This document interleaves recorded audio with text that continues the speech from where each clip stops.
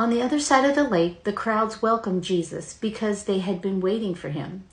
Then a man named Jairus, a leader of the local synagogue, came and fell at Jesus' feet, pleading with him to come home with him. His only daughter, who was about 12 years old, was dying. As Jesus went with him, he was surrounded by the crowds. A woman in the crowd had suffered for 12 years with constant bleeding, and she could find no cure. Coming up behind Jesus, she touched the fringe of his robe. Immediately, the bleeding stopped. "Who touched me?" Jesus asked. Everyone denied it. And Peter said, "Master, this whole crowd is pressing up against you."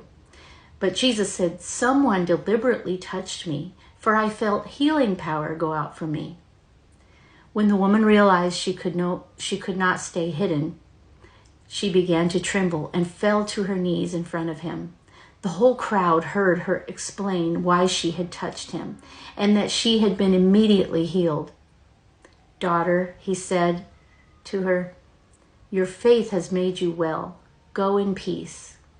While he was still speaking to her, a messenger arrived from the home of Jairus, the leader of the synagogue.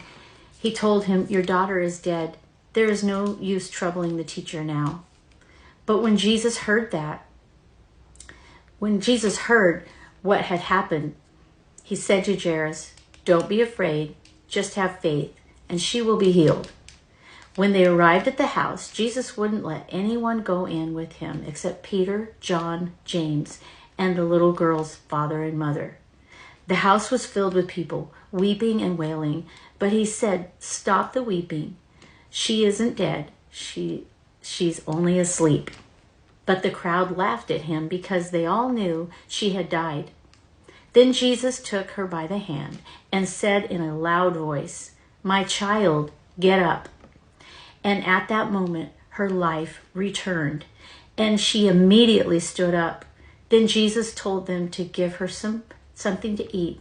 Her parents were overwhelmed, but Jesus insisted that they tell no one what had happened.